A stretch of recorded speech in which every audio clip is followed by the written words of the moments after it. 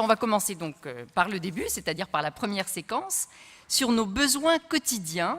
Et on va parler du pouvoir d'achat pour les plus précaires et les plus fragiles, en compagnie de Marie-Jo, qui représente Aurore. Bonjour à tous. Alors, nous avons fait un constat qui est des trop faibles ressources de nombreuses personnes entraînant la pauvreté et la précarité.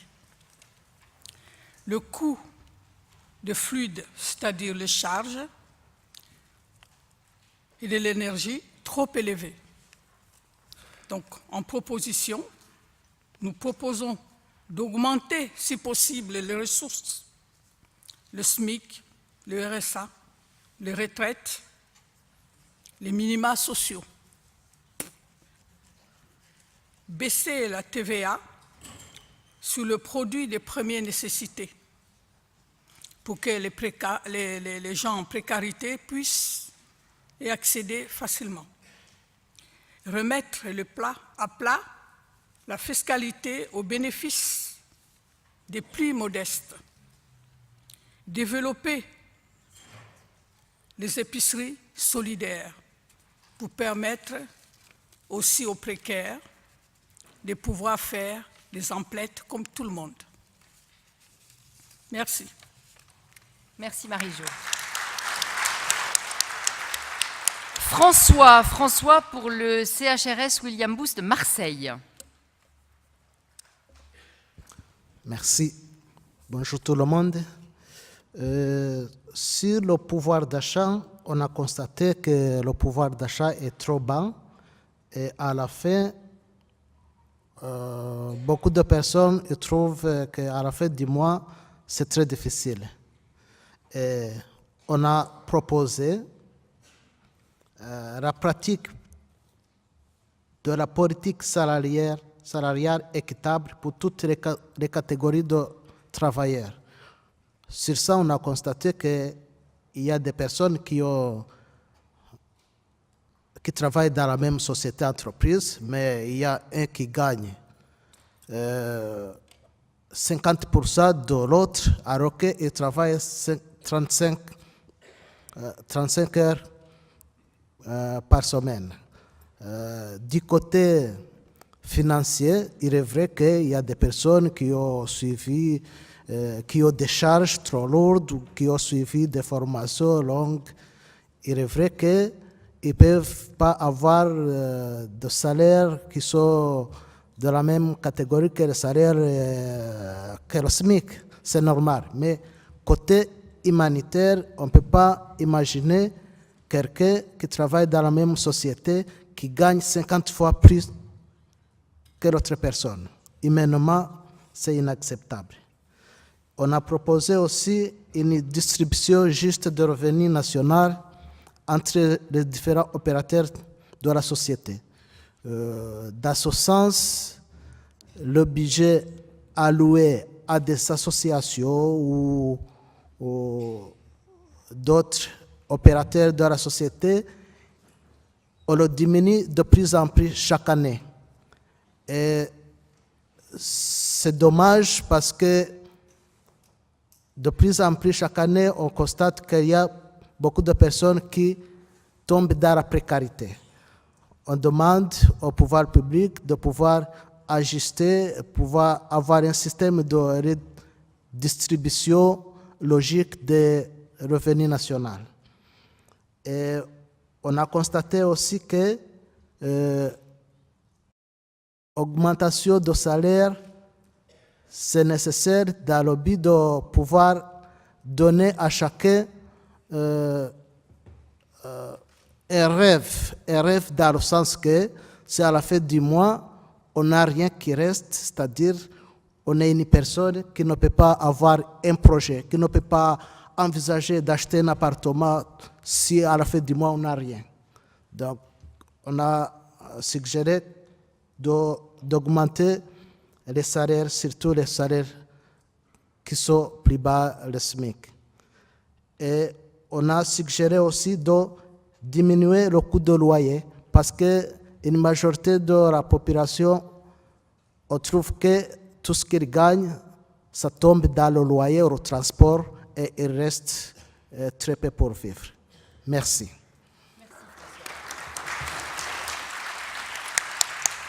Alors avant de donner la parole à Ferdinand du CNPA, je voudrais saluer Julien de Normandie, le ministre du Logement et de la Cohésion sociale, et puis vous dire que à peu près dans une demi-heure, je pense, c'est Christelle Dubos qui le rejoindra, secrétaire d'État auprès de la ministre de la Santé et des Solidarités.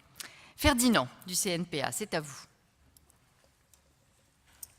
Alors, le CNPA, évidemment, s'est penché sur la question du financement d'une mesure tout à fait spéciale. Mais d'abord, le constat que nous avons fait, c'est que le montant des minima sociaux ne permet pas du tout aux personnes seules, comme aux familles, de vivre dignement. Certains ménages ne peuvent en bénéficier alors qu'ils dépassent le seuil du plafond de ressources. Quant aux jeunes de moins de 25 ans, eh bien, ils en sont carrément exclus. À cet effet, nous avons préconisé ce qu'il y a lieu de faire, selon nous, au CNPA, c'est qu'il faudrait établir un revenu universel suffisant pour pouvoir se loger. Un revenu universel accessible à tous dès la majorité. Évidemment, on parlera du financement de ce revenu universel. Pour nous, au CNPA, cette mesure peut être financée en diminuant les frais de fonctionnement de l'État. Quand on parle des frais de fonctionnement de l'État, nous entendons les indemnités et les frais des élus et hauts fonctionnaires. Cela peut également être fait en diminuant les dépenses liées à la défense. Oui. Comment cela? En créant par exemple une défense européenne, une défense unique. On peut également augmenter l'imposition des ménages les plus riches. Voilà ce que le CNPA propose à cet effet. Merci beaucoup. Merci Ferdinand. Iman pour le foyer Péan de Mulhouse. Bonjour à tous. Alors, normalement, ça va s'afficher, puisque vous avez votre... Ça y est, ça va venir. Okay. Petit délai.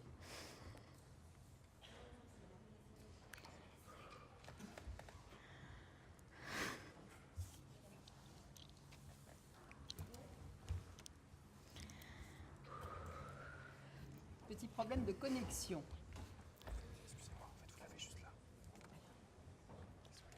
Ok, c'est pas grave. Vous le voyez d'où vous êtes? Non, j'arrive pas trop à voir. Alors, venez.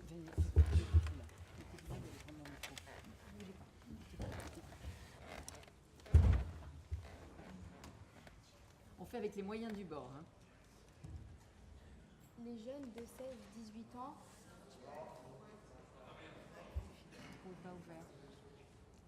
Il faudrait ouvrir le micro. Ça y est. Alors, allez-y. Les jeunes de 16-18 ans se sentent démunis à 18 ans s'ils n'ont pas d'emploi, ils n'ont pas de ressources, pas de chômage avant d'avoir travaillé, pas d'RSA avant 25 ans, pas de solution à la sortie de la protection de l'enfance. On propose comme solution de mettre en place un RSA jeune à partir de 18 ans pour les jeunes sans solution. Merci Iman. Pour le CRPA BFC, Solange à présent.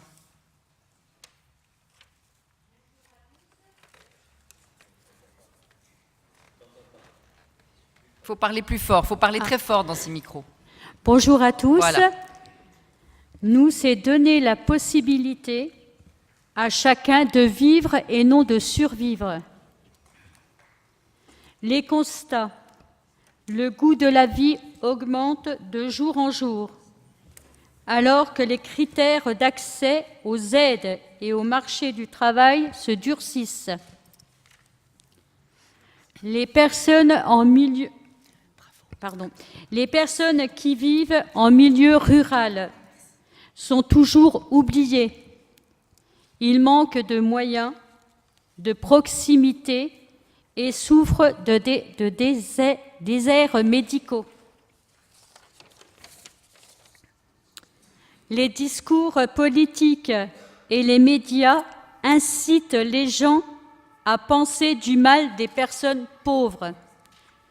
Et les politiques d'aide sociale demandent de plus en plus des contreparties que les personnes en situation de précarité ne sont pas en mesure de tenir.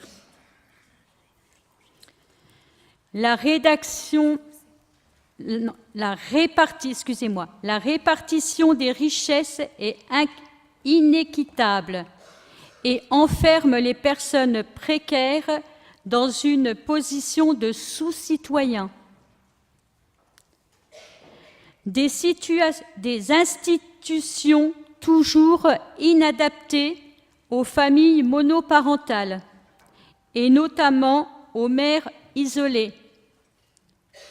La part des familles monoparentales augmente depuis des années pour représenter aujourd'hui plus de 20% des familles françaises. Nos institutions ne sont toujours pas adaptées à cette évolution et les parents isolés, pour la plupart des femmes, souffrent, culpabilisent et s'inquiètent pour l'avenir de leurs parents. Pour que chacun ait le droit de vivre et non de survivre, nous demandons plus de latitude et moins de lassitude. Les solutions. Mieux répartir les richesses en rétablissant un système d'impôt plus juste, en luttant contre les fraudes fiscales et en faisant un train de vie des politiques un exemple. Adapter les modes de garde aux modes de travail des travailleurs précaires et des familles monoparentales. Développer des aides spécifiques à destination des personnes précaires, vieillissant, qui vivent d'une maigre retraite à cause de leur parcours de vie compliqué ou qui ne peuvent pas accéder aux établissements pour personnes vieillissant trop chers. Développer des projets de territoire ambitieux en milieu rural afin de lutter contre l'exclusion des personnes qui vivent sur ces territoires. Emploi, mobilité, santé, culture et services publics. Réfléchir le système d'aide aux familles monoparentales, notamment en poursuivant les droits quand les enfants sont encore en charge entre 18 et 25 ans. Merci beaucoup. Merci Solange. Nadine pour l'APF France Handicap.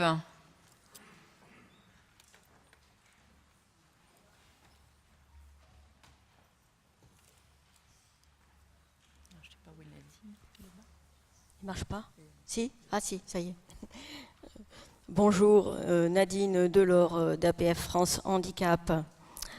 Le défi que nous avons relevé, nous vous proposons de mettre en avant d'abord un constat, c'est les conditions de vie de plus en plus précaires pour les personnes en situation de handicap.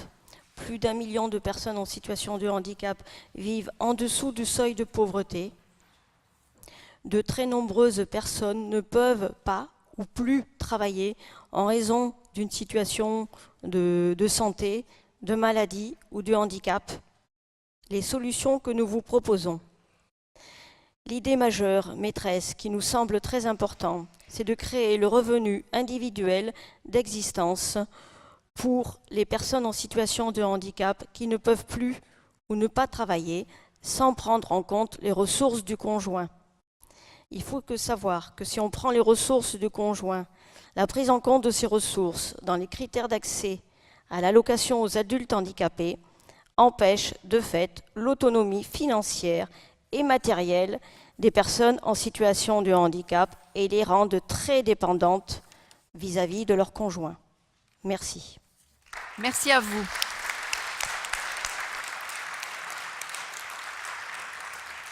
Alors maintenant, le Conseil national des personnes accompagnées, le CNPA, va nous dire quelles questions il valide.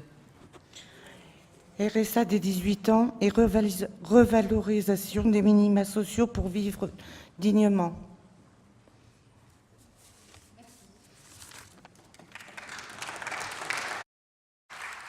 Alors après le pouvoir d'achat, il est question de rendre effectif le droit au logement. Ah oui, pardon, oui. Heureusement qu'il y a Adrien qui est là, il faut tout de suite voter. C'est-à-dire que vous allez, ça vous fait rire, vous, que je me sois trompée. Il faut que vous votiez, voilà, vert si vous êtes d'accord pour la validation. Il y a une large majorité de vert. Il n'y a pas de rouge, c'est pas possible. Tout le monde est d'accord, super. Alors, le CNPA veut la validation parce que, évidemment, c'est ce qui était le plus récurrent, qui a eu le plus de votes qui est présent ici, mais ils veulent être sûrs, c'est ça, vous voulez un saut supplémentaire. Très bien, bon, voilà, c'est fait. Donc maintenant, sur le fait de rendre effectif le droit au logement, on va commencer par le CRPA Hauts-de-France, en la personne de Marie-Lucille.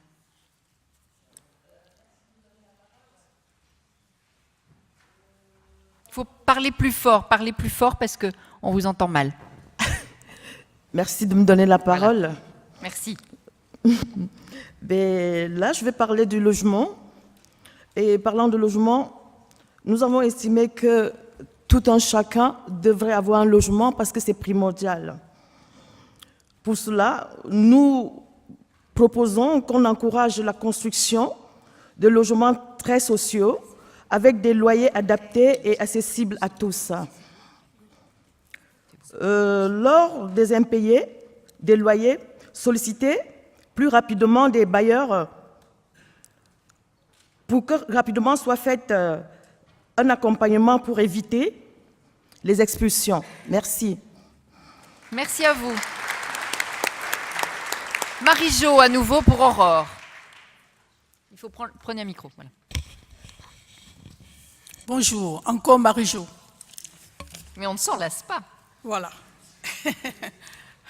Alors,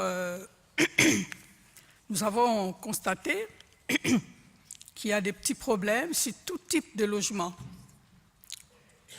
Saturé, manque d'HLM, loyer trop élevé dans les privés et la baisse des APL. Alors, nous proposons en solution de respecter la loi SRU, donc 25% d'HLM dans toutes les communes, si possible, ça serait mieux. Construire des logements HLM. Et aussi, je voudrais répondre sur un point qui me tient à cœur. À chaque réunion que je participe, on ne parle jamais des femmes fragiles, dehors dans la précarité. Quand je parle de femmes, la femme Donc, Vous voyez, c'est un homme qui vous prie de changer de sujet. Voilà. Ça va pas du tout, ça. Mais je ne veux pas La changer. jeune génération, là. Hein. Alors là, franchement,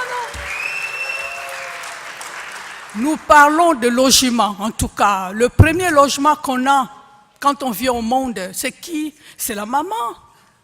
Logement sans loyer, à taux modéré.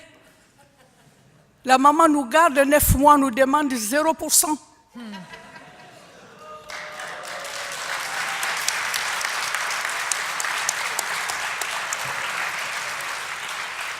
Et après, nous l'oublions. Aujourd'hui, il y a des jeunes femmes dehors que je vis parce que je fais des dehors. Moi, je marchais dans les rues. Les jeunes filles sont bougillées, bousculées, frappées, violées. Qu'est-ce qu'on en fait de ces femmes-là? À la fin du mois, c'est le mois de mars, à la fin du mois, on est dehors. Qu'est-ce qu'on devient? Qu'est-ce qu'on devient? Ça ne doit pas continuer. S'il vous plaît, les patrons qui sont là, pensez à la fragilité des femmes. Une femme dehors en France, c'est horrible, c'est honteux. Deuxième point, ça ne s'arrête pas aux femmes jeunes. Même les femmes âgées se retrouvent dehors, rejetées, comme s'ils vivaient je ne sais pas où. Alors, s'il vous plaît, pensez à nous les femmes. Nous n'avons pas d'endroit pour faire pipi. Pensez aux femmes qui ont besoin de vous parce que les femmes saignent tout le mois. Elles ont besoin de serviettes hygiéniques, c'est un coût. Et ce coût-là, les femmes fragiles, comment faire? On va revenir à l'ancien temps, déchirer les serviettes pour en mettre, pour pouvoir se déplacer. C'est pourquoi je fais cette entorse pour vous dire, s'il vous plaît, quand j'aurai le temps, je parlerai encore plus haut. Aidez les femmes, les jeunes, les plus âgés, s'il vous plaît.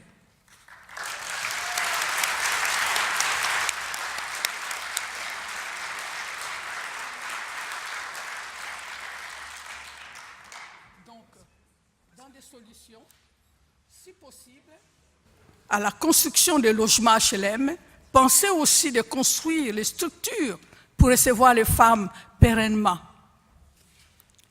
Rétablir l'APL et encadrer les loyers privés.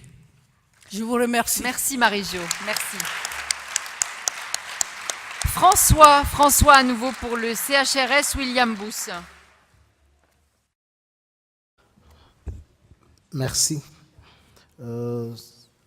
Si l'accès aux droits, nous avons constaté que c'est devenu de plus en plus difficile d'accéder à un logement ou d'avoir un appartement si on ne remplit pas les conditions qui sont très restrictives, se basant notamment sur le CDI, que ce soit dans le social ou chez les particuliers. Et beaucoup de personnes qui travaillent en CDD, à la fin, ils se retrouvent refusés d'avoir un appartement alors qu'ils sont à mesure de louer. Donc nous demandons une politique un peu allégée, moins restrictive pour pouvoir permettre des personnes qui n'ont pas de CDI à avoir un appartement. Et nous proposons aussi la construction de plus de parcs d'habitation associés, ce n'est pas marqué, mais on y a débattu, c'est construire plus de logements dans les secteurs industriels, comme ça va permettre moins de déplacement aussi des personnes qui travaillent dans les alentours. Et nous avons proposé de réduire un peu le coût de loyer par mètre carré. Merci. Merci François. La question de validation par le CNPA.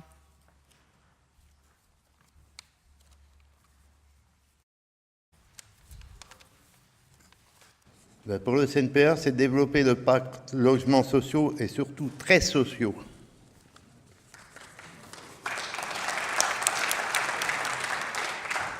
On passe au vote. Vous me précédez. Unanimité à nouveau. Parfait, merci. Ah non, pas unanimité. Là, il y a des petits drapeaux rouges. Non, ils ne se sont pas trompés, je crois pas. Bien.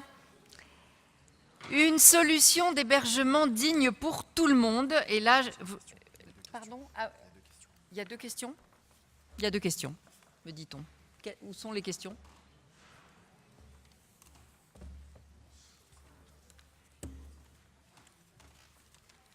S'il y a des questions? Ah, le CNPA, pardon, a choisi une deuxième question sur ce sujet présentée par quelqu'un d'autre. Bonjour. Donc, le CNPA vous transmet au vote de rétablir ou de revoir à la hausse les APL. Merci. Alors, pour les APL,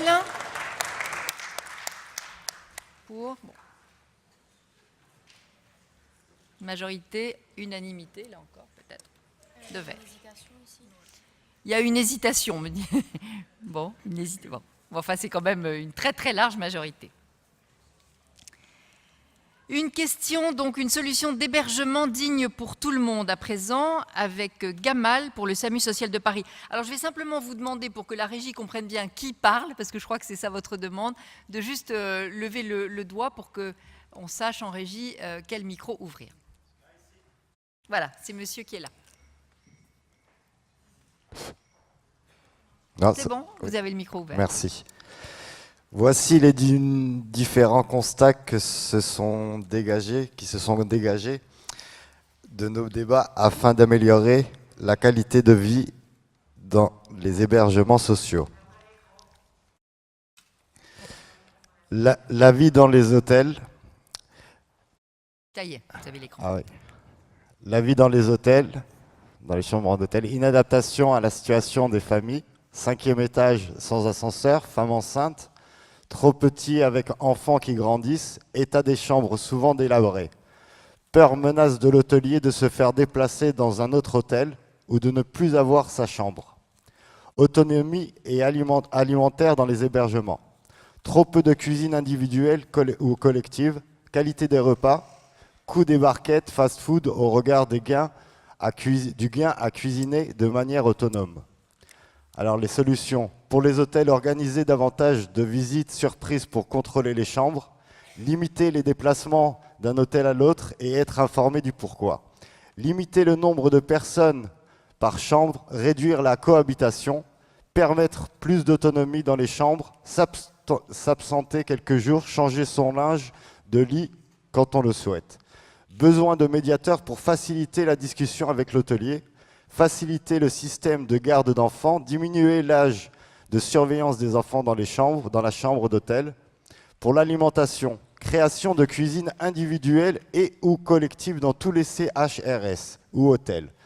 Mettre à disposition des frigos, plus frigos partagés pour échange de savoir-faire et partage de culture. Vérifier les installations de l'hôtel, souvent défectueuses, cuisine existante mais accès interdit ou impossible. Merci. Merci Gamal. Alors, qui représente Emmaüs Solidarité? Est-ce que vous pouvez vous désigner? Je ne vois pas forcément tout le monde, mais de la régie, on vous voit, c'est l'essentiel. Et de la salle, sur ma droite. Allez-y. Bonjour. Présentez-vous, parce que du coup, je n'ai pas dit votre prénom. Bonjour, je suis Tambadou Adam. Je représente Solidarité Emmaüs. Voilà les constats qu'on a fait pour les personnes à la rue. Hébergement. Ne laissez personne dormir dehors et développer à cet effet l'offre quantitative et qualitative. Recenser régulièrement les besoins quantitatifs et qualitatifs.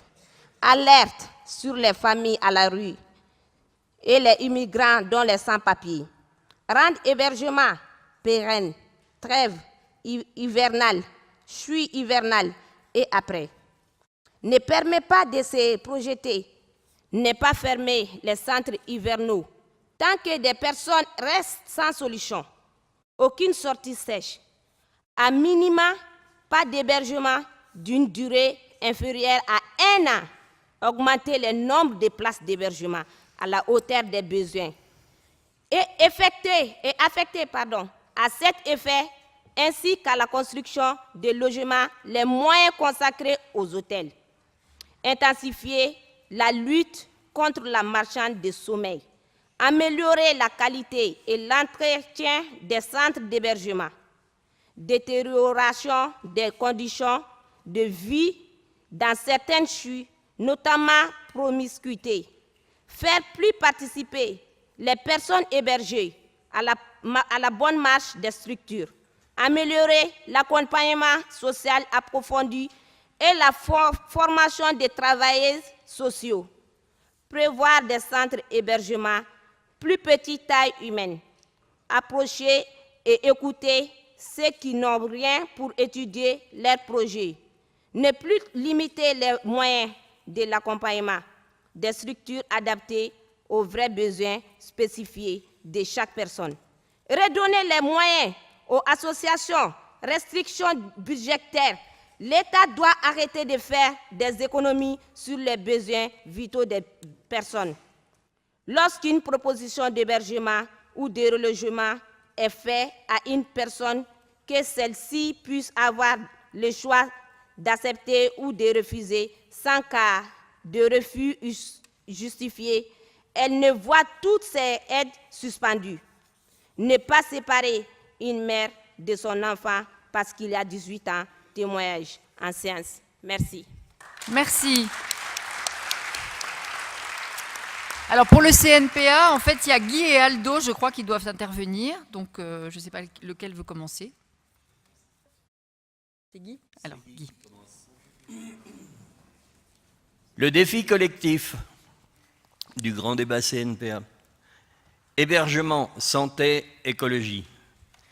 Il y a toujours des personnes qui vivent à la rue, seules ou en famille.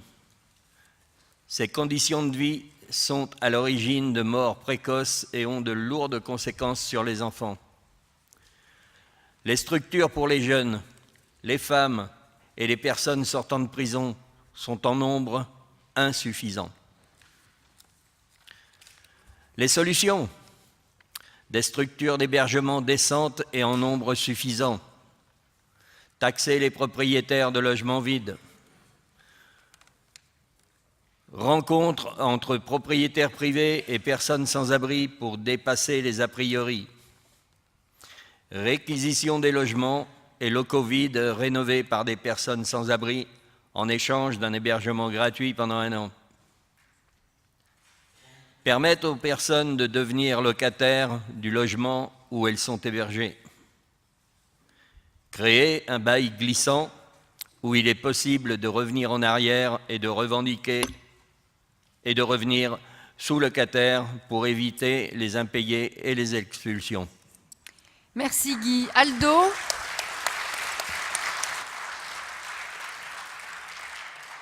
Oui, Aldo. Le défi collectif, hébergement, travail social.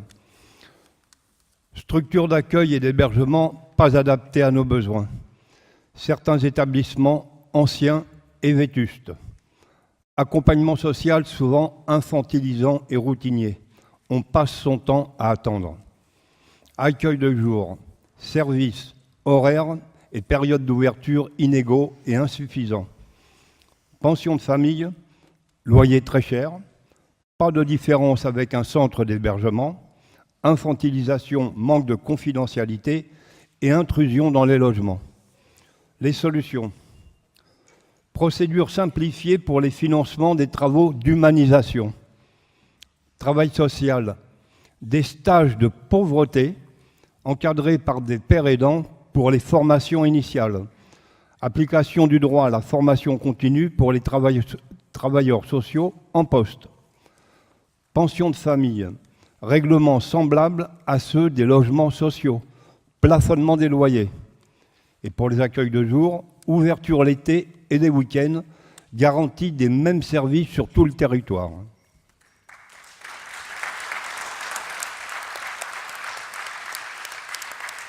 Quelle question de validation pour le CNPA? Éradiquer la transhumance hôtelière pour les familles avec enfants. Là aussi, beaucoup de drapeaux verts. Si vous envoyez des rouges, vous me le dites, hein, j'en vois pas. Merci. Un emploi pour chacun. Dominique des CRPA Hauts-de-France. Il y a encore deux. Ah, pardon. C'est quoi? Personnes accompagnées des Hauts-de-France. Ah, d'accord, c'était en plus. Alors, pour l'emploi, développer les contrats aidés dans leur forme initiale avec un soutien et une prise en charge. Hein? Ah, bah, je sais pas, moi, on m'a dit de... Donc, ça commence bien. Donc le CNPA vous demande la validation de cette question. Accueil de jours, 7 jours sur 7 et toute l'année d'ouverture. Validé aussi. Encore une autre question sur le sujet, une autre validation. Qui vient en parler? C'est Aldo. Pas de sortie d'hébergement sans solution positive. Validé. C'est validé. Merci. Un emploi pour chacun. Alors là, pour le coup, c'est bien Dominique du CRPA Hauts-de-France. Je peux y aller, c'est sûr. Alors, je me représente, Dominique Calhomme, membre du Conseil régional des personnes accompagnées des Hauts-de-France. Alors, développer les contrats aidés dans leur forme initiale avec un soutien et une prise en charge équivalente qui sont parfois la seule chance pour les chômeurs de longue durée, les jeunes peu qualifiés de sortir du chômage et de l'exclusion. Nous estimons que ces contrats aidés permettent aux personnes de développer leurs compétences via un apprentissage pour le travail doublé d'un accompagnement. C'est la seule solution d'un maintien durable dans l'emploi.